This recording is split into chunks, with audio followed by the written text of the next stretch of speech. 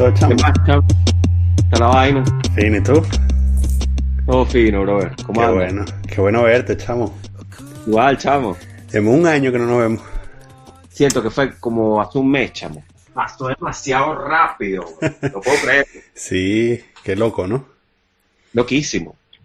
O sea, de Sí. pana que siempre, chamo, no sé qué está pasando con el tiempo, pero... Nada, que estamos poniéndonos viejos, eso es lo que está pasando con el tiempo. Sí, sí. Mira, tienes como registrar, chamo. Tienes Sí, ya, como... ya estás grabando. Ah, genial. Sí. ¿Qué Eh, más, Daniel, chamo? ¿Cómo andas, chamo? Bien, chamo, un poco, bueno, concentrado aquí en las chamas y en la vida. Este, este ha sido también un año, lo comentaba el otro día con Vicente, que ha sido raro porque para mí este es el año en el que empecé como a despegarme del lo que pasa en Venezuela. Empecé Chamo, eso es... a enajenarme. Sí. Ujú. Hiciste como un detox. Ujú. Sí, sí, sí. Y no fue consciente, sino más bien fue como una especie de aburrimiento. O sea, como cuando te aburres de algo y dejas de seguirlo. Fue así, fue súper raro, porque estaba como enganchado. Además, como que estaban dadas las condiciones para engancharse. Pero también estaban dadas las condiciones para desilusionarse, creo yo. Sí, chamo, de pana que tomaste la mejor decisión.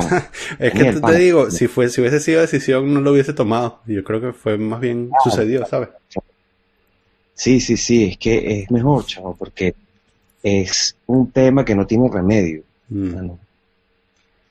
¿Tú lo ves Entonces, así de que no tiene remedio para nada? de pana que yo estoy muy escéptico, muy pesimista. Mm. O sea, por lo mismo que tú, yo estando acá, también me siento, bueno, que lo hemos conversado la vez pasada, Mm. decepcionado, me siento exiliado, Mm. me siento como si hubiese tal cual, pues salido del país, pero bueno, estoy aquí en mi burbuja y en un territorio distinto, pues que uno mismo se fundó Sí, a modo de protección, ¿no? sí. Pero sí, vamos, yo siento que han habido como unos picos y este año, sí, claro, hay que reconocer que nos entusiasmamos todos con Guaidó, etcétera, todo ese storytelling, esa narrativa pegó muchísimo, pero al final no fue más que eso, Daniel, o sea, creo que fue, estamos hablando así como en términos gerenciales, eso que llaman hoy como la burbuja del startup, ¿no? Fue como una burbuja. Sí, ¿Sabes? Todo este sistema, bueno, que tú conoces muy bien, de sí, las incubadoras, todo aquello, sí, bueno, sí. es una conversación que ustedes están en el futuro, pues. Pues aquí estamos entrando en eso, en el tema del emprendimiento, Sí. imagínate tú. Entonces siento que lo de Guaidó fue como un pequeño emprendimiento, pues, y la cosa no resultó, pues. Pana, qué buena esa analogía, porque es tal cual, los vendedores de humo, ¿sabes? Yo imagino, Daniel, chamo, que tú debes lidiar anualmente con cualquier cantidad de casos, así que tú, sabes, ya tienes la capacidad para detectar a lo que te huele. Tú sabes, chamo, una cosa muy curiosa, lidiaba, o sea, aprendí a lidiar con ellos en Venezuela. En Venezuela, eh, en Venezuela y en España Mm, me daba como, pero sobre todo en Venezuela, o sea, en España los identificaba porque me olían igual a los de Venezuela. Pero era así como, bueno, es el mismo asunto de los vendedores de humo, ¿no? Y también porque, bueno, esto es una cosa que está también muy publicitada, porque parte digamos, parte del mismo mito de las startups es también hablar de cómo, bueno, de cómo fallan las startups y eso, ¿no? Entonces hay mucha literatura alrededor de eso o de hecho, básicamente la literatura de la startup es esta cosa de la fundación y o sea, es como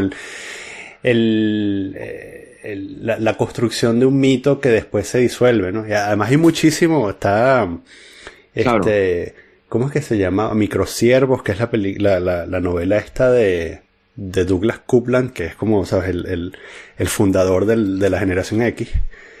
Eh, pero también hay películas durante el boom del .com, ¿sabes? A finales de los 90, principios del 2000. Hay una que no me acuerdo cómo se llama, pero es muy buena, que es sobre unos tipos que fundan como una compañía de políticos, de análisis político, algo así. Y es una de estas .com que, claro, y en la película, ¿sabes? Cometen todos los excesos, ¿no? O sea, compran de estas sillas Herman Miller, ¿sabes? De $1,500 para todo el mundo, máquina de refresco gratis, etcétera, etcétera, ¿no? Y andan por ahí, buscando capital de riesgo, ¿sabes? Teniendo reuniones en donde piden $3 millones y tal, y los queman, ¿sabes? En un mes queman $3 millones y tal. Y entonces, y por supuesto, quiebran, y de eso va la película, ¿no? Y es un documental, de hecho no es ficción, ¿no? Pero está bueno eso. No, ¿Cómo se llama? Los piratas de Silicon Valley también, que es otra película, ¿no? Y claro. entonces, sí, en Venezuela yo vi mucho de eso, pero una de las cosas que yo me he dado cuenta, al menos aquí, ¿sabes? Como en este entorno, en Suiza, por ejemplo, es que hay lo que yo he visto, capaz he estado protegido de esto, pero lo que yo he visto es que el margen de error es mínimo. Entonces, o sea, estos tipos los matan. Los únicos que han hecho dinero así fuerte, además de los bancos que nunca dejan de hacer dinero, con la plata de los dictadores del tercer mundo,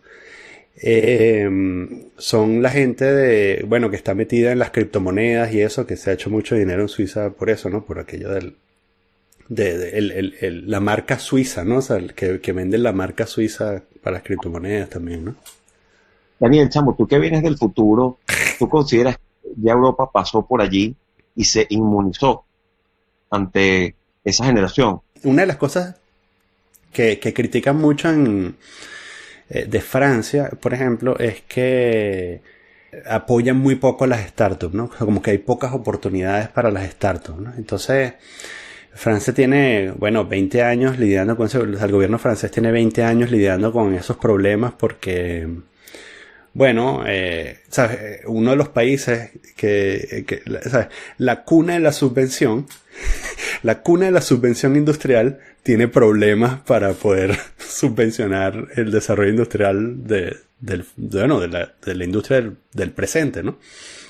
Claro. Y entonces, y bueno, pero últimamente yo he visto algunos intentos que se parecen mucho a estas fábricas de aire en Estados Unidos, ¿no? De hecho, en París hace como 3 años cogieron un galpón, que yo creo que era un galpón de estos así donde reparaban trenes, una cosa así, queda justo al lado, en el lote justo al lado de la biblioteca François Mitterrand, y construyeron una cosa así gigante de startup, una incubadora gigante, y metieron como 200 empresas ahí, le pusieron un nombre cool, ¿sabes? Se llama algo así como, no sé, ¿sabes? Una letra y un número, así como, ¿sabes? A16, ¿no? Entonces, ¿sabes? Es un galpón así, y entonces, ¿sabes? Adentro, o sea, es puro concreto armado. Para tú entrar, pusieron ¿sabes? Unos torniquetes del metro de París, y entonces tú entras al edificio, ¿sabes? Pasando tu carnet por unos torniquetes del metro de París, ¿sabes? Toda esta broma así cool de... Claro. Y por supuesto, ¿sabes? El presidente cool hizo, ¿sabes? La inauguración del sitio cool para todas las startups, y todo el mundo, ¿sabes? Se bajó las pantaletas. No sé cómo les va, pero yo supongo que ya debe haber salido la primera camada de 50 empresas quebradas, ¿no? Porque también, claro, parte del asunto es que la forma de construir capital es, bueno, este asunto de vender humo y ver si la pegas, ¿no? Pero si tú vas a crear una idea... Y ante un problema, tú presentas supuestamente o diseñas una solución, ¿no? Exacto. Y esa solución requiere un montón de dinero. O sea, tampoco es que lo hacen por deporte, es porque en muchos casos ese tipo de soluciones requieren mucho dinero, y a medida que progresa más la industria, requieres más dinero para fundar algo, ¿no? O sea, ¿sabes? Por ejemplo, si tú dices, si tuviésemos en el pasado, dijéramos, vamos a fundar Uber, ¿sabes? Necesitamos, no sé, 3.000 millones de dólares para fundar Uber. Y Uber no da ganancias. Además, ¿sabes? Es un éxito mundial y no da ganancias, ¿no?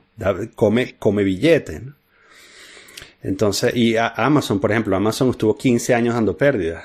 Y ahorita, bueno, ¿sabes? Es la compañía más grande del mundo y da ganancias. Pero pasaron 15 años quemando dinero, ¿no? Entonces, no es como una solución fácil. No es que le tiras billete y pasa. O no es que tampoco... Yo creo que tampoco puedes llegar a la solución diciendo la verdad. Que eso es lo otro. O sea, yo creo que... O sea, yo creo que... o diciendo esto va a dar ganancia en un año. Eso es mentira. O sea, yo no creo que tú puedas llegar tú tienes que decir, bueno, tienes que decir mentiras. A veces te dan la plata, creo yo. O decir la verdad y decir, mira, vas a pasar 15 años perdiendo dinero, pero en algún momento esto va a dar plata. Y bueno, y la gente apuesta, ¿no? Claro, y respecto a eso, chamo, ¿cuáles crees tú que son unas herramientas que pueden funcionarle a la gente para validar un proyecto? Porque eso lo he escuchado últimamente, tú sabes, en diferentes contextos, de, bueno, todo el tiempo la validación. Sí. Pero, por ejemplo, ante un caso así como muy concreto ahorita en Caracas, para que esto le funcione a alguien, chamo, el caso, por ejemplo, de los influencers. Sí. ¿Cómo validas una inversión allí? Sí, Pues? yo creo que eso, bueno, en ese caso específico, yo la verdad soy muy escéptico porque es como la publicidad en periódico de alguna manera. Pero bueno, obviando eso, volviendo a la pregunta original. O presentar un proyectico de, ok, tengo la nueva aplicación, la aplicación del 2020. Para mí, esto se lo oí. ¿A quién se lo oí? Además se lo oí seguramente a una persona infame, así como Peter Thiel. ¿Sabes quién es Peter Thiel? No. Peter Thiel es uno de los cofundadores de PayPal, es una de las personas que más apoya a Trump, es un tipo completamente despreciable y un genio de los negocios. Lo que en inglés llaman la estrategia de salida, el exit strategy, ¿no? O sea, cuando te vienen a vender un proyecto, desde el punto de vista de inversión, yo creo que, o sea, una de las primeras preguntas es decir, ¿cuál es tu estrategia de salida? O sea, porque no vengas a decirme que tú vas a hacer esto para crear una compañía y vas a estar 20 años trabajando en esta compañía. No, yo quiero saber, ¿sabes? ¿Cómo vas a salir de este hueco? Una vez que te metas en un hueco de X millones, ¿cómo vas a salir de él, no? ¿En cuánto tiempo vas a vender esta empresa? Y yo creo que esa es como la medida de... Si la persona no sabe cuál es la estrategia de salida, eso es una mala señal. Y si la persona dice, no, yo voy a estar, ¿sabes? Trabajando 20 años, bueno, entonces, bueno, también la segunda pregunta sería, bueno, ¿cuál es el primer año en el que esperas hacer dinero, no? Si te dice el primer año, yo creo que también están pelando. Y hablando en retrospectiva, Daniel, chamo, y que nosotros venimos de allí, chamo. Por ejemplo, el caso de Panfleto. Panfleto era un proyecto que tú pensabas que en algún momento podía enganchar, enamorar a algún inversionista, o siempre lo dejaste como un proyecto. No, era una cosa para perder dinero. Sí, que te sirvió como plataforma y le sirvió a mucha gente, bueno, incluyéndome como... Sí, pero porque además el objetivo era eso, ¿no? Era crear una plataforma para que la gente publique cosas y ya de entrada eso significa que vas a perder dinero. Porque también, claro, la inversión que se necesitaba para que diera dinero significaba también unas apuestas que quizás yo no estaba dispuesto a hacer. O sea, tampoco yo estaba dispuesto, ni tenía la capacidad. Primero no tenía la capacidad financiera para meter el dinero que había que meterle. Y segundo, requería una dedicación que yo no estaba... O sea, yo no creía lo suficiente en que iba a dar... O sea, yo no creía que iba a dar dinero lo suficiente como para invertirme completamente en el proyecto. ¿Me entiendes? O sea, creía en el proyecto, creía que era necesario, me gustaba, o me gusta, porque sigue existiendo. O sea, creo que espacios así son necesarios, pero no creo que no creo que vayan a dar dinero como para que yo pueda vivir de ellos. Más allá de que la gente te diga, no, pero si tú crees en algo y tal, no. No. Eh, porque también, ¿sabes? En el mejor escenario, ¿sabes? Como yo y es un asunto de visión, porque capaz otra persona en mi lugar diría, este sitio puede dar $10,000 al mes y es con eso, bueno, con eso vives muy bien, ¿no? En cualquier parte del mundo, ¿no? Pero yo no lo veía así. Entonces, si yo mismo no creo en eso, o sea, para mí era una cosa como, bueno, este sitio quizás de $1,000 al mes. $1,000 al mes, bueno, yo no estaba dispuesto a arriesgar todo lo que había que arriesgar para que diera $1,000 al mes. O sea, me parece que si uno va a dejarse el pellejo ahí, tiene que ser por un poco más. Claro. Entonces, sí, yo creo que es eso básicamente, ¿no? Y además, bueno, en retrospectiva, si hubiese invertido en eso, bueno, fíjate, hay muy pocas publicaciones a las que les va muy bien, sabes, que son autogestionadas y que les va muy bien, ¿no? Porque las redes sociales se comieron casi todo el espacio de conversación en la internet. Entonces, con esto no estoy diciendo que las publicaciones van a seguir existiendo. De hecho, son lugares donde, ¿sabes? La gente incluso sigue usando foros, lo cual me parece sorprendente, pero lo sigue usando. Pero no con el mismo volumen en el que cualquiera puede acceder a tener una vida decente con una página web. O sea, o sea, tienes que ser Medium, ¿sabes? Fundada por uno de los fundadores de Twitter para que la cosa... incluso Medium, ¿sabes? Tuvo que hacer ciertas cosas, tú sabes, tuvo que limitar la lectura gratis de artículos a 3 artículos mensuales y tal. Tuvo que hacer ciertas cosas para parar el sangramiento, ¿no? Claro. E incluso también el modelo de negocios no está claro porque, ¿sabes? No está claro a medida que salen más tecnologías para bloquear anuncios. No está claro cómo, ¿sabes? Cómo puedes vivir solo de anuncios. Tienes que hacer cosas como las que hacen Facebook, Twitter y Google, que es vender datos a terceros para poder hacer dinero de la publicidad, ¿no? Sí, y bueno, ya eso es una cosa, o sea, si tú me preguntas si yo quiero hacer eso, no, yo no quiero hacer eso. O sea, a mí no me gustaría estar en una posición en la que estuviese obligado a hacer eso. Sí, éticamente todas estas páginas han puesto en una situación bien fregada a sus fundadores, ¿no? Porque yo no creo que Mark Zuckerberg en origen, bueno, Mark Zuckerberg de repente, o los creadores de todos estos sistemas, en origen tengan esa idea de traicionar su esencia, llamarla así, libertariana, vendiendo datos de gente que están instrumentando, ¿no? O sea, creo que les genera un conflicto moral importante, ¿no? Un dilema. Sí. Y creo que, bueno, la parte que ha sido más arrastrada por todo esto ha sido Facebook, ¿no? Sí. Claro que además cayeron en este escándalo, un escándalo épico, pero tú sabes, además... Claro, política que, por cierto, bueno, hay muy buenas películas sobre el tema, sí. La de Netflix, sí. La de Brexit, que me encantó, sí. ¿Cierto? La de HBO. Sí. Que la manera como yo creo que es como muy fácil y por lo tanto no tan interesante pensar que esto es como un gran diseño de estos creadores de estas redes sociales, sino más bien, y esto no es una teoría mía, esto es algo que han dicho varias personas, es más bien como un tonto que se tropieza con una situación, ¿no? Entonces, ¿sabes? Mark Zuckerberg es un villano accidental.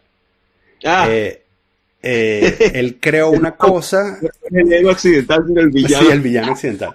Él creó una cosa y bueno, tenía algunas ideas sobre qué es lo que iba a hacer.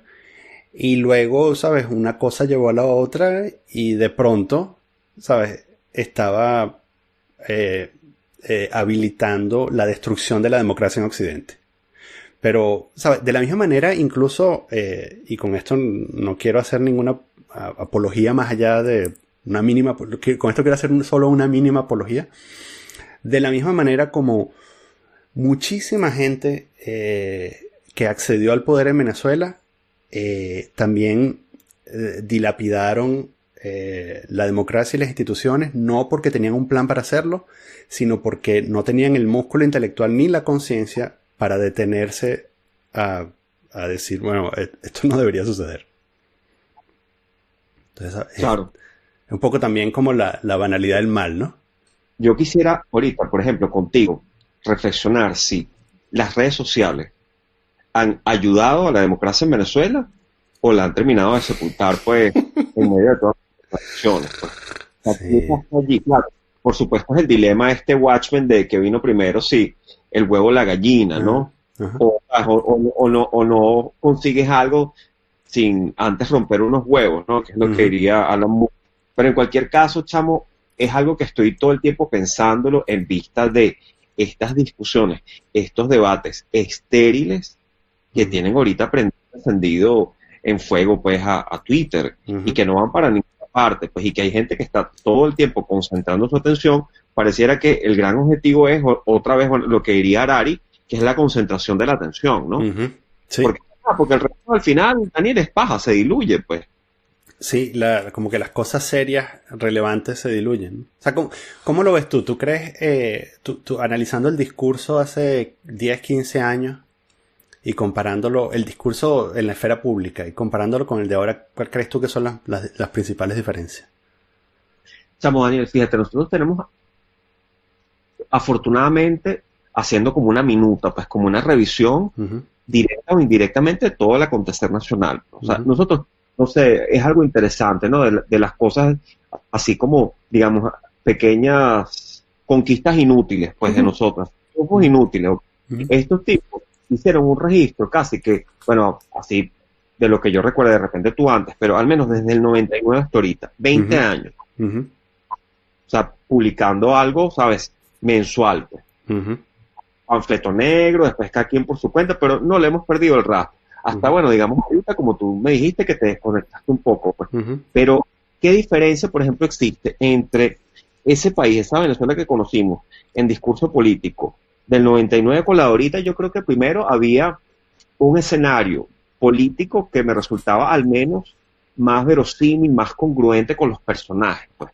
O sea, tú sabías que esperarte de cada uno de ellos, tú más o menos tenías como unos pilares mediáticos que existían, tú tenías algunos referentes. Ahorita siento que el espacio está como muy diluido, está muy disperso. Lo mismo que la comunicación. O sea, eso para arrancar. Y por supuesto, bueno, la evolución narrativa ha sido dramática, pues. Ajá, ¿en qué sentido? Chamo, porque pasamos de una etapa en donde no teníamos certezas ante nada, o sea, veníamos como de esta etapa de la decepción ante el modelo anterior, por un éxtasis, o sea, no pasamos, pues el país pasó por un éxtasis de otra vez recuperar su fe en una narrativa de potencia, del nacionalismo, de reencontrarse con unas raíces, de reencontrarse con una orientación, a otra vez caer en una etapa de absoluta desmovilización y de decepción, pues. O sea, es como un ciclo. Sí. Yo me pregunto, ¿será este el ciclo eterno de Venezuela? No lo sé. Al menos desde el 99 hasta el 2019 estamos en el mismo punto, pues. Creo que en el pasado era punto fijismo, COPEI y Acción Democrática, los chivos expiatorios, y ahorita, bueno, tenemos unos responsables y culpables bastante claros, porque también creo que haciendo esta lectura muy crítica a lo interno, pues resulta muy sencillo también encontrar como señalar unos culpables que están, o sea, tampoco vamos a quedar en una cosa de impunidad, pero creo que el venezolano le gusta protegerse mucho echándole la culpa a los demás, cuando es un tema muy cultural, pues tenemos todos que asumir el barranquito acá, pues. O sea, yo asumo mi barranco propio como parte digamos, de este grupo social etario que llaman los venezolanos. O sea, tampoco es que soy tan culpable, pero creo que, bueno, como los alemanes, creo que si esa fue una cultura que fracasó en conjunto, creo que la nuestra también, pues. Y todos tenemos nuestra responsabilidad en haber germinado este holocausto. Sí. Con más o menores culpas, pues, porque por supuesto que tenemos unas figuras arriba, pues. Los señoritos de estos, nivel Goebbels, etcétera.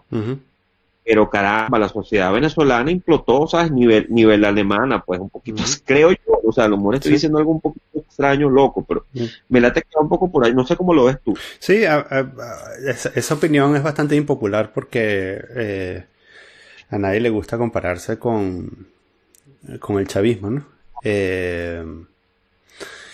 Pero sí, bueno, yo siempre, sí, es algo que tengo años repitiendo y todo el mundo, y años, de hecho he dejado de repetirlo porque qué fastidio que tener discusiones estériles acerca de esto, ¿no? Pero yo creo que si uno no reconoce el Chávez que vive en uno y trata de extirparlo, al final lo que estás haciendo es irresponsablemente regando el virus por el mundo. Sí. Y con esto no quiere decir que tú eres un tipo de izquierda y te mudaste a Santiago de Chile y ahora estás quemando autobuses. No. Con esto lo que quiere decir es que probablemente seas un tipo de derechas que tiene una manera de expresar sus opiniones que es bastante similar a la manera como Chávez expresaba sus opiniones, solo que habitas en el espectro político contrario. Y el problema sigue siendo tú. O sea, el problema es, o tú o el Chávez que vive dentro de ti. El problema es que eres venezolano. Y entonces, al estar, incluso peor, porque ahora, ¿sabes? Eres venezolano y entonces crees, y viviste la hecatombe, y crees que eso te da algún tipo de derecho para ser un poco más radical en tus ideas y expresarlas porque crees que le estás haciendo un favor al mundo si invitas a los demás a pensar como tú. Y si tú hablas sin dudas, ¿no? Si tú hablas si andas por ahí por la vida sin pensar ni por un momento, oye, eso que pasó habrá sido en parte culpa mía. Si no estás preguntándote eso, yo creo que eres parte del problema. Me parece, creo yo, porque sí, hay que meter, o sea, porque ¿sabes? Hay que meter la duda, ¿no? Yo es una cosa que yo me lo pregunto constantemente. Yo he cambiado mucho también, sobre todo después que emigré, y no por esas cosas que yo pensaba que eran como los tópicos de la migración, así de que, ¿sabes? Paliar nieve y qué sé yo, o lavar posetas. No, sino porque me he dado cuenta de que hay gente que opera de manera distinta en el mundo, que hay latinoamericanos que operan de manera distinta en el mundo, y que hay cosas de mi identidad que prefiero reservarme porque me parece que ensucio si las ventilo. Claro, mejor. No, totalmente de acuerdo, Daniel. Y pienso, chamo, ahorita que estábamos compartiendo estas ideas y que te estaba escuchando, que debe ser un caso único latinoamericano. No sé si es un caso único en Venezuela, pero que todos los actores políticos no hayan tenido la capacidad de gestionar toda esta situación, todo este entuerto, pues. Es un tema de una falta de autogestión bárbara, pues. Sí. O sea, de llegar a este grado de conciencia de, ok, ¿qué hacemos? Pues, ¿qué ponemos de primero? ¿Ponemos de primero nuestras diferencias, izquierda, derecha, centro? ¿O ponemos de primero esto? Pues, o sea, ¿cómo hacemos para gestionar este vestuario? Pues como un equipito de fútbol, pues. Está prendido en llamas bien. Sí, sí, el vestuario, se busca un nuevo director técnico. Entonces, bueno, ¿qué es lo que está pasando, pues, en este equipo que tenemos en Venezuela? Sí, quizás no sé, ¿tú crees que genuinamente, por ejemplo, ¿tú crees que genuinamente el chavismo piensa que las cosas van bien? ¿O crees que están...? Yo creo que están tan cegados como secta que sí. Yo creo que ellos están pensando que están ocupando un lugar importante en lo histórico y son los timoneles, pues, de este periodo y que no tienen capacidad de ser sustituidos, pues. A ellos creo que se sienten que están como señalados por la historia, que ellos vinieron a protagonizar este momento Ujú. y cuentan con una legitimidad de origen, bueno, a todo el chavismo, en base a su victimismo, pero creo que cuentan con un paquete argumental importante para sentirse que ellos están, no sé si haciéndolo bien, pero están haciendo lo que tienen que hacer ahorita, pues en Ujú. este contexto y para salvar al país, etcétera. Creo que es mucho, bueno, de lo que vimos en el caso de otros proyectos similares, Ujú. diferentes países, Unión Soviética, pero Ujú. es una soberbia política absoluta, pues. Sí. Porque hay poca. Hay poco que hacer también si. Bueno, si el bando que controla las armas piensa que las cosas van bien, ¿no? Pero también, volviendo, digamos, a lo que uno pensaría que es el lado racional del espectro político, la oposición, eh, es bastante sorprendente. Porque antes era como, bueno, un poco triste y digamos, bueno, ¿sabes? ¿Cuántas horas de vuelo necesitas tú para poder navegar esto? Y entonces, claro, es muy fácil también criticar si no están en esa situación. Yo sé que es muy fácil criticar si uno no está en esa situación. Yo no soy político, ni creo que que pueda hacerlo. Lo que sí sé es que en una dimensión mucho más pequeña, eh, yo no tendría trabajo si cometiera tantos errores en fila. Pero es clarito, Daniel, pero en ninguna parte, mira, lo haces así, lo hacemos así, en cualquier compañía, sabes, al mes, Ujú, despedido. ujú, Lo hacemos con esta displicencia, en un equipo de fútbol, para afuera. ujú, Lo hacemos así, en un proyecto importante de producción de cualquier cosa, ujú, de una película, un documental, etcétera, lo mismo. ujú, ¿Sabes? No bajan, pues, o sea, yo algunas veces, Daniel, cuando estoy dando clases de producción ujú, del grupo, pues, de ujú, los chamos, ujú, estamos de 18, 19, 20. ujú, Yo siento que, bueno, somos más o menos de la misma generación, pero no, ujú, no lo somos, no, ujú, ujú, solo es viejo. ujú, Yo les cuento cómo se comporta la compañía Pixar, la estructura, la familia, ujú, de cara al liderazgo. Y ellos se quedan sorprendidos porque ellos sienten que yo les estuviese contando una historia de un sindicato radicalísimo de los años 50, pues, ujú, de una cosa muy jofa. Pero la ujú, verdad es que esa infraestructura, esa comunidad es tan orgánica que si el líder no lo está haciendo bien, en este caso el líder es el director, ujú, protestan, ellos generan una masa crítica tan fuerte que hacen que o trasladen al director o ujú, que lo cambien, sencillamente que la compañía se vea en la obligación de despedirlo, porque ujú. es que el tipo no está gestionando el proyecto que tiene que estrenarse, tiene una fecha de estreno, pues, Sí. película Pixar. Entonces creo que así funcionan las compañías de verdad, pues, Ujú. y que hay que entender que un país también es una compañía. Sí. Sí, yo la verdad, entonces claro, pero de nuevo, hay que, ¿sabes? Trato constantemente de operar desde la duda, ¿no? Entonces digo, bueno, ¿será que es completamente distinto?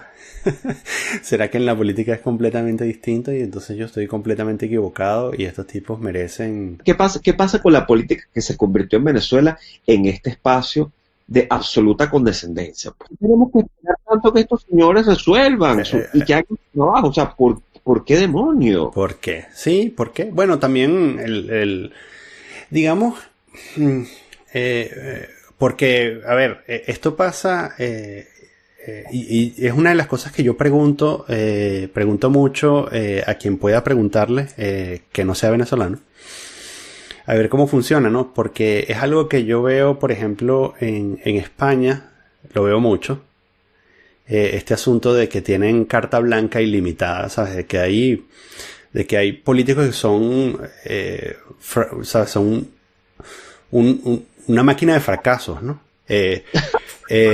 Zapatero, desde el punto de vista de política pública, una máquina de fracaso. Rajoy, ¿sabes? Era el perdedor eterno. Rajoy tuvo que hacer, ¿sabes? Una maniobra, o sea, se cansó de perder y entonces, no sé, yo creo que de alguna manera España dijo, bueno, yo creo que la única manera de salir de este tipo es dejándolo ganar y dejarlo cagarla como en efecto lo hizo. Eh, Pablo Iglesias dijo que iba a renunciar si no ganaba las elecciones hace 4 años, 3 años, no me acuerdo cuánto, y está ahí. El otro carajo ¿cómo se llama? De izquierda republicana también. Este tipo, ¿sabes? Ciudadano, Sí, claro. sí, quizás el único carajo, ¿sabes? Claro, que reconoció y se fue, Rivera que pues, ¿no? renunció, ¿sabes? El único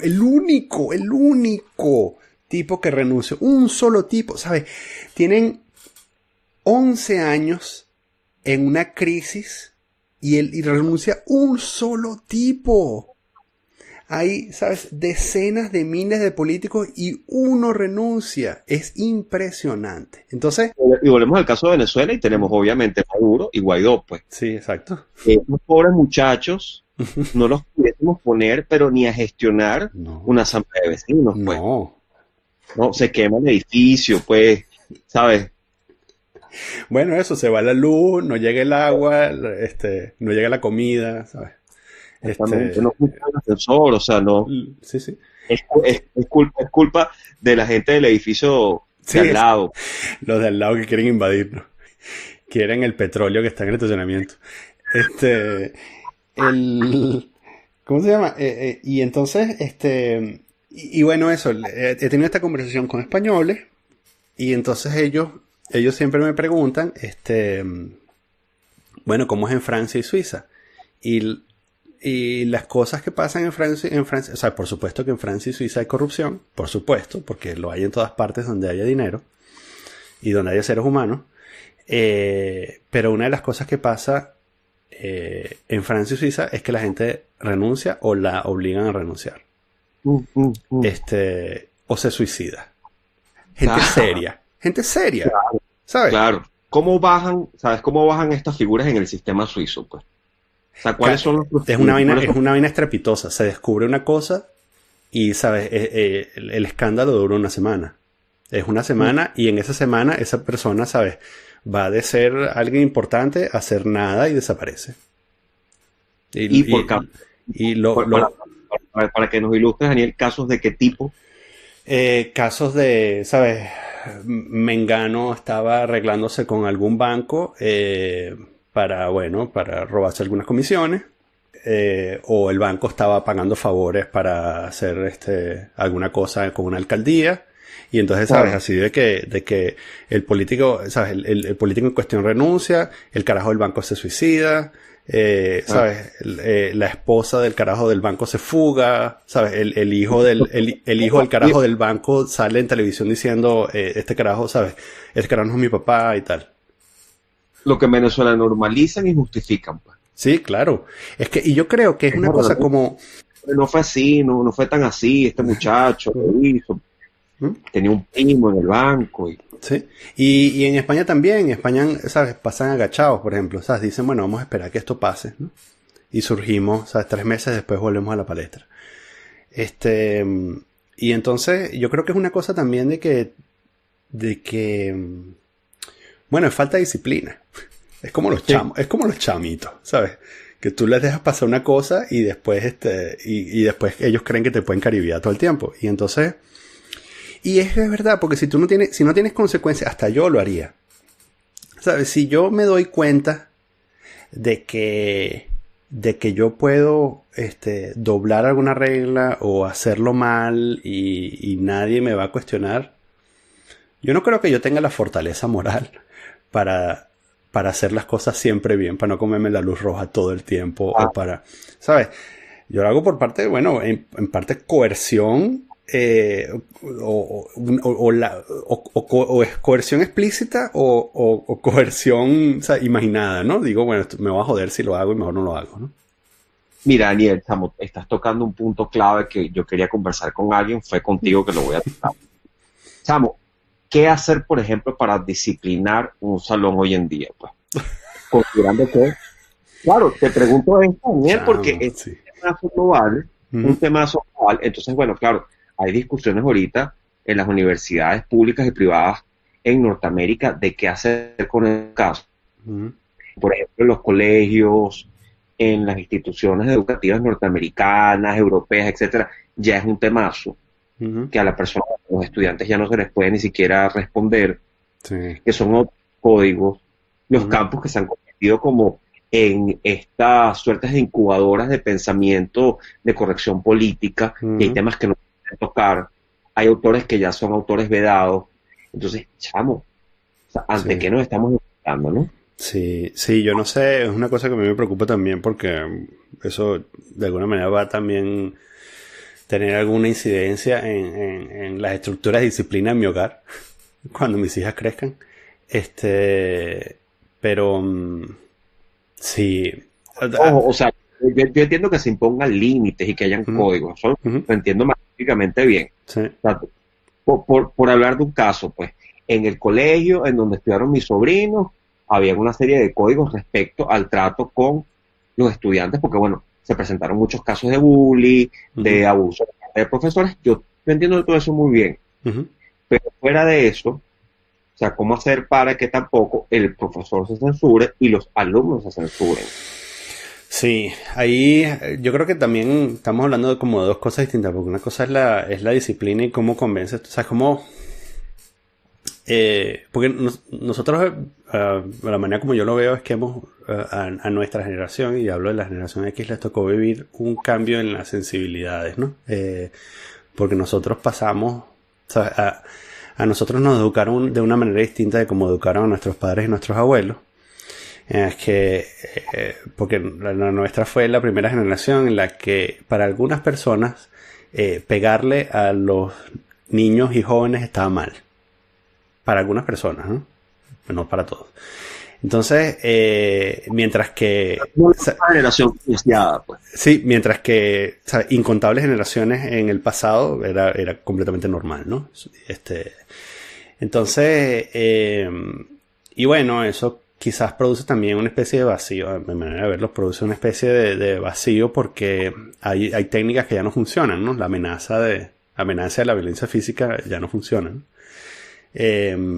Entonces tú puedes cambiarte a violencia verbal, pero eso también tiene ciertos límites. Y lo ves lo ves cuando estás tratando con adultos, ¿no? O sea, si te olvidas por un momento que estás tratando con niños y si estás tratando con adultos, la violencia verbal sin consecuencia o sin escalamiento tiene ciertos límites, ¿no? O sea, hay un cierto número de veces que tú le puedes decir mamá huevo a alguien, te claven tu coñazo, te caigan a tiros, ¿no? O sea, que tienes que proceder, o sea, una vez que tú rompes eso, tienes que escalar, ¿no? La próxima vez tienes que decir otra cosa y otra cosa y otra cosa y después te tienes que entrar a coñazo. Tienes que pasar la violencia física. Entonces, bueno, es eso, ¿cómo gestionas eso sin violencia, no? Y segundo, yo creo que también vale la pena preguntarse, eh, quizás, quizás este camino de gestionar las cosas sin violencia esté mal.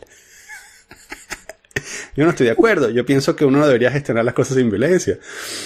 Pero Claro, quizás esté equivocado. Quizás estemos, sí. bueno, yendo hacia el callejón ciego del caos, ¿no? Al no tener, bueno, unas relaciones de poder que se basan en la violencia. Claro. Este, entonces eso es una cosa. Y la otra cosa es lo de, bueno, lo de todo este asunto de los espacios seguros y la gente ofendida y todo eso, que yo creo que sí es un mal que hay que atacar porque yo creo que hay que volver quizás a Séneca, los estoicos, ¿sabes? Y hay que, si me preguntas, ¿sabes? Yo sería partidario de alguien que decida, digamos que refundar los principios del estoicismo para enseñarle a los chamos a no ofenderse por todo. Porque es parte de estar en el... Bueno, esto es un tópico. Parte de estar en el mundo es, bueno, exponerse a cosas distintas y tal. Y yo creo que no lleva a ningún lado bueno eso de vivir en una burbuja permanentemente. No sé. Hablando de violencia, ¿cuál, ¿cuál es la mejor película de acción que viste este año? Chamo, para mí la mejor peli de acción que vi este año y que incluye violencia, sin duda alguna, tiene que ser Joker, porque es una Mm, película que me polarizó. Y ok. una película que, por ejemplo, que es internacional, Ujú. pensara que era un panfleto fascista, pues, Ajá. y que por tanto escribiera cuestiones muy reduccionistas sobre el tema, pues, Ujú. así un tono de alarmismo que yo no veía desde los 60, pues. Ok. Puedo entender en el contexto del paticito criollo, Ujú. que no se un libro en mucho tiempo, eso perfecto, Ajá. pero que me alarma, me aterra que gente piense que una película como esa es una película que va a generar una estampida de copycats que nos van a arrollar y que nos van a asesinar. Bueno, eso no, pensando que eso no pasó, pues. Sí, yo afortunadamente no estaba muy expuesto a ese tipo de críticas, pero para orientarme un poco, ¿hay alguna comparación entre eso, por ejemplo, y qué sé yo, American Psycho o... Comparativamente hablando, esa película en expresión de violencia Uh-huh. es, pero mínima, delante de los referentes que tenemos nosotros en nuestra generación. Okay. Empezamos por American Psycho, Uh-huh. Asesinos por Naturaleza, que veníamos de una generación Sí. que empezó a expresar eso, Uh-huh. pero con una vehemencia, bueno, y con todo lo que vimos después con el gore, Uh-huh. en los 90, después con la caída de las torres, con la guerra de Irak, como eso se metabolizó en una serie de títulos tipo So, etcétera. Uh-huh. Pero en fin, que los antecedentes son mucho más duros que esta película. Uh-huh. También vi que había gente que lo comparaba con Taxi Driver, ¿no? Sí, Un tipo está que está bien. como desilusionado de la sociedad y eso, ¿no? Podría generar, Claro. Taxi Driver podría generar copycats, ¿no? ¿Cómo no? Sí. Lo que pasa es que eso, yo creo que caímos o se cayó en ese pánico, en esa fobia moral, pues. Uh-huh. Porque eso generaba tráfico, pues, Okay. clickbaits, ¿no? Okay. ¿Y tú crees que eso sea parte de la estrategia de los estudios? ¿O del estudio? Yo creo que sí. Mm. Yo creo que por detrás eso tiene que estar incitadísimo, porque, Berro, no me resulta nada extraño que detrás de todo esto, como entendemos que hoy en día hay una sincronía, por términos publicitarios, entre las compañías de distribución, entre las personas que se dedican a hacer PR y los influencers, al punto que las primeras personas que hoy en día tienen la capacidad, pues tienen la oportunidad de ver la película, son estas personas que hacen opinión. Uh-huh. Yo creo que todo esto viene como muy bien sincronizado, pues, y desde allí se baja una línea. O sea, ni siquiera es teoría conspirativa, pues es algo que los mismos estudios han reconocido, pues. Uh-huh. Hoy en día, a las personas que les tiramos la película de primero son a un grupo de panas que hacen una opinión tremenda en Twitter, en Facebook, en YouTube. Uh-huh. Claro. Y desde allí, estos panas, que generalmente son tipos que manejan unos términos muy radicales y muy dicotómicos, pues van a metabolizar y van a expulsar la película y van a excretarla desde allí, pues. Okay. Es decir, mira, hemos pasado, Daniel, yo lo que estoy notando es que hemos pasado, por ejemplo, de una época que estaba más propensa al análisis de las películas, es decir, a la descripción, al desglose, con todas las casillitas que eso y todos los numeritos que eso implica, a una etapa de pura crítica, pero de un criticismo demasiado epidérmico, pues. Uh-huh. Okay. Pero eso no así también es como funciona. Y defino qué criticismo. Criticismo es esencialmente la evaluación ante una película, ante un objeto de estudio de la actualidad. Pues esa es la crítica. La crítica está totalmente impactada por la actualidad y por la opinión, que es una opinión generalmente que tú tienes que expulsar en cuestión de segundos. Entonces, allí hay poca maduración. Uh-huh. Que pareciera ser como que hubiese un cambio en la dirección de la crítica. ¿Tú lo ves así? O sea, yo sí lo veo. ¿Tú lo ves así? Sí. No, por supuesto, Daniel. O sea, yo creo que estamos ya ante lo que por un lado en Letras Libres llaman la muerte de la crítica, como la conocíamos. O sea, definitivamente la crítica, bueno, esa crítica de antes ya, la crítica habrá quedado en la crítica de Juan Nuño, de los grandes referentes, de los grandes tótems, incluso de uno mismo, pues, que uno quería copiarlos a ellos escribiendo, aquellos párrafos, aquellas cuartillas de otro, etcétera, de 10.000 caracteres. Yo creo que eso va quedando completamente reducido a una cuestión muy elitista, casi que, bueno, eso es equivalente al cine experimental de museos y de festivales más hard rock y más punk, como el caso de Rotterdam, pues. O sea, eso queda reducido, pues, a un pequeño gueto. O sea, está guetificado esa crítica.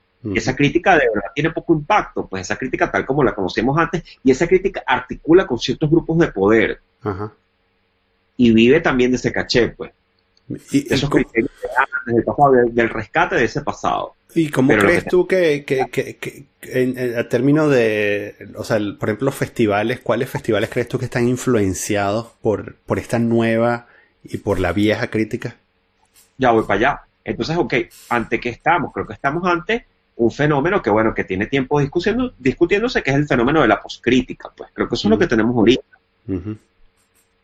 ¿A qué me refiero con poscrítica? Poscrítica es de repente lo que puede hacer este pana, David Eldridge, que el tipo agarra, metaboliza todas las películas durísimas del año, porque tiene la oportunidad, porque lo invitan a los festivales, además porque el tipo tiene obra, pues tampoco es que es un vendedor de humo, el tipo tiene obra, pues escribe, se dedica a eso, pero que al final lo más relevante y lo que le queda a la gente es el video que el tipo monta con su selección de las 25 películas del año, y es una cuestión neutra, fría, en donde él va a hacer statement, pero es una cuestión más visual, una cuestión que se queda más, creo yo, como en la superficie de las imágenes, la música, los sonidos, y ya, te quedas con eso y o sea, queda aquí, pues. Y de los, digamos, grandes festivales, yo me imagino que hay unos más influenciados que otros ante la crítica de Twitter, por poner un nombre, ¿no? O ante la poscrítica. Yo creo que todos ahorita han entendido esto y se han adaptado al molde.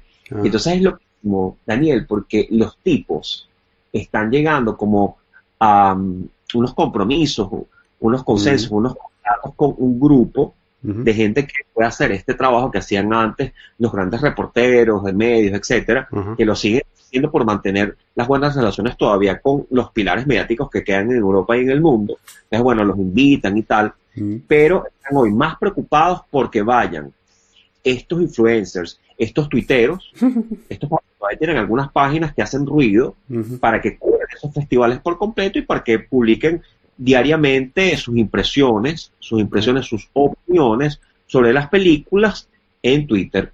En Twitter, la tweet crítica que llaman, ¿no? Que es lo que estamos viviendo hoy, y eso lo tenemos muy presente en los festivales que hoy en día, bueno, intentan sobrevivir en medio de este mundo, bueno, que tiende hacia el streaming, pues, o sea, festivales que quieren seguir sobreviviendo, que quieren seguir siendo cool. No sabemos cuánto más tiempo van a durar, pero que quieren seguir siendo cool. El caso de Cannes, el caso de Venecia, San Sebastián, Berlín y otros más, pues, que queden por allí. El resto, sencillamente, bueno, son como cascarones vacíos, pues. Pero tienen plata para mover a este grupo crítico. Okay. Y desde allí hacer algo que a mí me resulta una cosa como bien molesta, porque es algo que puedo detectar, que es una bajada de línea completa, pues. Desde allí, desde esa plataforma, te dicen, bueno, tienes aquí 15 películas y tú tienes que dedicarte a hablar sobre estas. Es una cosa como muy rara, ¿no? Porque tú agarras y revisas la jugada, así como tal cual estás haciendo el fact-checking, ¿no? Lo estás haciendo como en el Mundial, ¿no? Que si vas a jugar. Entonces, cuando revisas la jugada, te das cuenta que, caramba, o sea, ¿por qué otra vez yo terminé como un idiota, pasado el año, hablando de estas películas, que son las películas que recibieron estos comentarios y que me bajaron una línea y ya está, y yo no me di cuenta? ¿Cuál crees tú que es el efecto, entre comillas, a mediano plazo o a largo plazo de esta poscrítica, de la muerte de la crítica? ¿Cuál es el problema con que la crítica cambie y ahora sea por Twitter? Más allá del asunto estético de que ahora es más corta y los escritores no nos dan estas bellas palabras en 10.000 caracteres. Yo creo que eso a mí me resulta un fenómeno fascinante, ¿no? O sea, yo no tengo, digamos, en principio, como que ningún prurito con eso. Yo creo que es una opción, pues, de la crítica, y hay que adaptarse a eso. Adaptarse o terminar si enterrado, ¿sabes? Completamente, pues. O sea, es algo ante lo que no puedes tú resistirte o plantear una lucha quijotesca contra estos molinos. Sí. Es la realidad del presente, pues. Sí.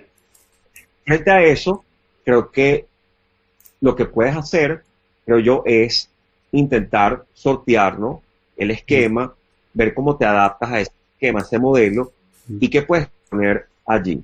Okay. Que es algo que habíamos conversado el año pasado. Sí. Pero buscarte dentro de ese mundo, dentro de ese archipiélago, buscarte al menos una voz, ¿sí? O buscar instalar una idea que sea distinta a la que te impone el algoritmo. Pues, ¿Cuál fue la película de la que te pusieron a hablar? ¿Cuál fue la línea que te bajaron este año, según tú?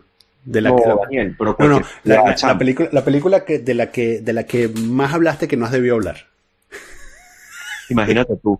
No, yo creo que, no, es una locura, Daniel. O sea, yo creo que, mira, las liniesotas del año creo que fueron Joker, hablemos de Sí. Joker, Ajá.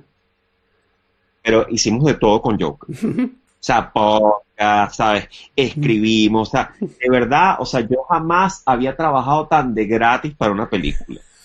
Y por cierto me gustó.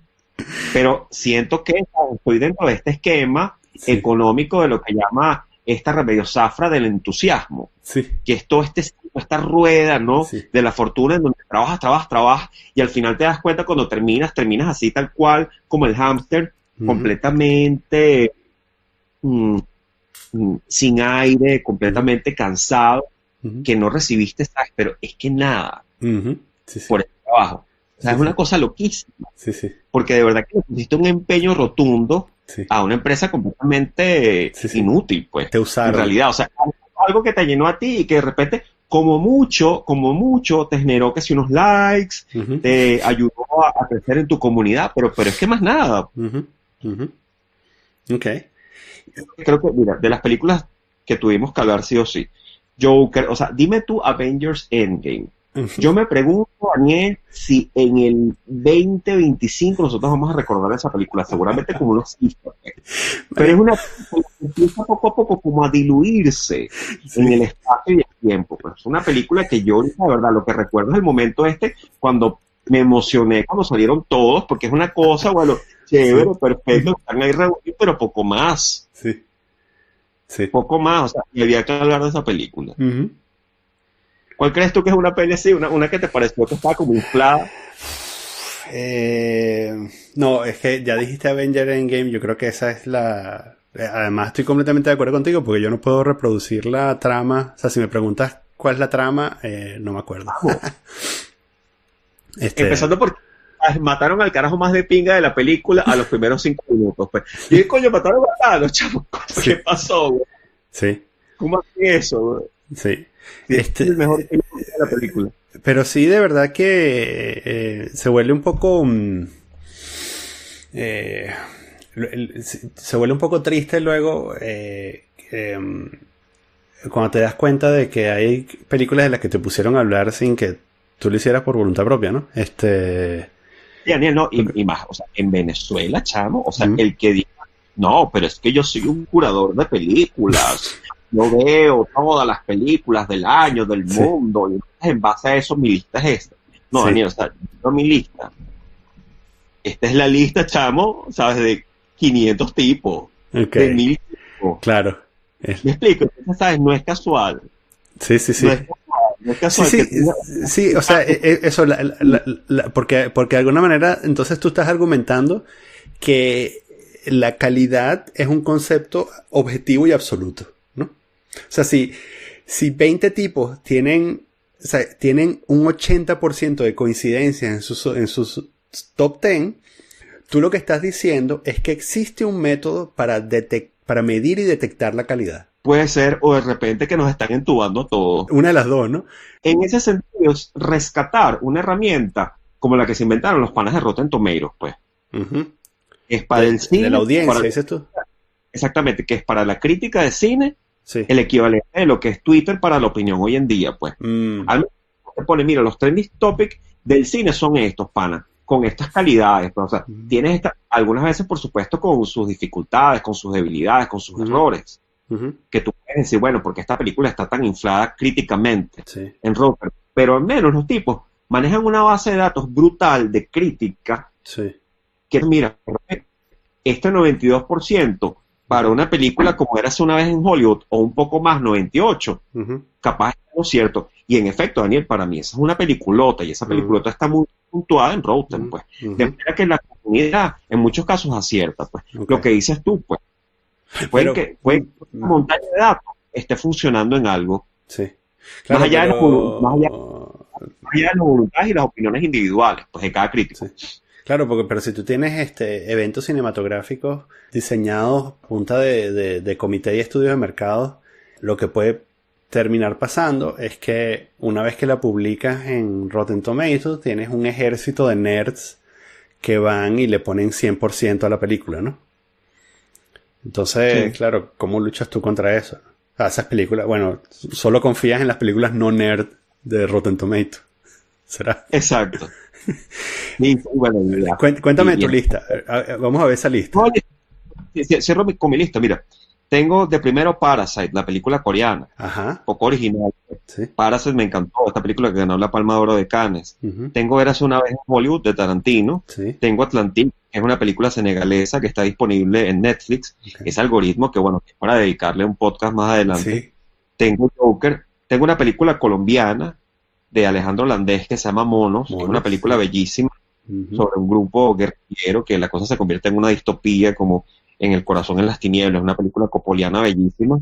Dolor y Gloria de Almodóvar, Ajá. Estado cautivo, que esa creo que es la película, así el perro verde de mi lista, Captive State, Ok. que es una película que es el pana de Rebelión en el Planeta de los Simios, y es una Sí. película sci-fi súper loca que vi que me encantó. Historia de un matrimonio, Ujú. película así, bueno, más dura en términos dramáticos que vi este año, por, sabes, toda la remembranza que hace del cine de Woody Allen, etcétera, pero me parece Ujú. una película muy genuina Ujú. en la forma de narrar la erosión en una relación de parejas. Ujú. El Irlandés de Scorsese, Sí. una película que señaló Tarantino que me encantó, que es una película con un caimán, con un cocodrilo en una casa, en una tormenta. Esa película es loquísima, esa película se llama The Crawl, esa es una película que creo que también podemos destacar como una anomalía, y una película que hizo el pana de Superbad y el pana que hace el papel secundario en la película El Lobo de Wall Street, ¿cómo es que se llama él? Jonah Hill. Sí, Jonah sí, Hill. Jonah Hill. Ajá. Como director hizo una película que se llama Mid-90s, Ok. en los 90 le llamaron Sí. aquí, es una película Ajá. tremenda. Ok. Película, una coming of age bellísima, bellísima. Ujú. Una película, unos niñitos, ¿sabes? Que tienen un grupito de patineteros. Ujú. Película lindísima. Ujú. ¿Te hizo conectarte con tu adolescencia? Totalmente, pues Mm. claro. No, con esa etapa así, en donde montaba patinetas por aquí, Mm. en Altamira, Sí. en la Copa Luz. Claro, Mm. claro, claro. Entonces, es curioso porque los panas hicieron una peli que es antes de su tiempo, ¿no? Sí, sí, sí. Porque ellos son como 15 años menores que nosotros, algo así. Sí, y ya están en esta etapa, bueno, que han pasado fases, ¿no? Están ahorita en Ujú. la remembranza de los 90, ¿no? Ujú. Sí. Sí, sí. Sí. Es muy cómico, cuando empecemos a ver, bueno, eso, igual hay muchas películas ahorita como remembrando los 80, pero cuando empecemos a ver, remembranza de los 80 y remembranza de los 2000, qué miedo. Cuando empecemos a ver los 2000 super estilizados, ¿sabes? Dios mío, Una Dios mío. visión romántica y super estilizada de el ataque a las Torres Gemelas y tal, Sí. No, y una última cosita, Daniel. Mm. Me preguntan, ¿cuál fue la gran película venezolana? Otra vez tendría que Ajá. decir que es un documental y Ajá. que está disponible, afortunadamente, ya que somos aquí super punks en ese sentido, Sí. que la puedes comprar por la red. Es una película de un pana que se llama Tuki Jenkel, que se llama Está Todo Bien. Está Esa todo para mí es la bien. mejor Ajá. película venezolana y es, como vean, una película que no se estrenó en el sistema tradicional del teatrical en Venezuela. Mm. Pasó de todo por la censura, Ujú. que se pudo estrenar en Venezuela en una pequeña sala un día en un festival que vimos y que reconocimos como la gran película venezolana Ok. del 2019. Pues la mejor película comercial, creo yo, Jazmines en el Lice, y otra que se llama Juan, que es sobre Juan Félix Sánchez, que es un documental que se estrenó en diciembre, y La Noche de las Dos Lunas. Ahí están las tres para mí. Y otra que quisiera meter ya como un pequeño plus para que le sigan la pista, es un documental que se ha pasado en diferentes festivales del mundo, es un documental de Lorenzo Vigas que se llama El Vendedor de Orquídeas, que es un documental que le hizo su papá, Ok. Osvaldo Vigas. Es precioso, Ok. precioso. Esas son las películas venezolanas del año. Muy bien. Voy a poner links en las notas del programa para que la gente las busque. Que yo creo que hay que verlas porque, sobre todo la gente que está fuera de Venezuela, tiene que ver estas cosas. También porque, para calibrar, Claro, claro. Coño, sobre las cosas que son importantes. Sí, el pana que pueda ver está todo bien, de verdad que ahí va a invertir la plata en algo Ujú. que le va a reportar no voy a decir una película reconfortante porque no lo es, porque es una película sobre todo el problema que tenemos sanitario en el país y toda la emergencia sanitaria, la emergencia humanitaria, Ujú. pero sí que le va a reportar una lección de cine y le va a reportar un trabajo de construcción audiovisual que es edificante y formalmente espléndido, impecable. Sí. Sí, Porque, creo que... porque a veces se han hecho películas así en Venezuela. mm. Creo que era Orlando Verde que me dijo, que me habló de esta película. ¿Sabes que Orlando está trabajando como programador en la Cinemateca de Amberes? Claro, y me dijo que vio el documental La Causa. Bueno, Sí, hablemos de La Causa también, ya para decir, mira, sí, tenemos una última película por sí. aquí que La no causa. olvidemos, en Ujú. 2019 se estrenó una gran película sobre el tema penitenciario, La Causa.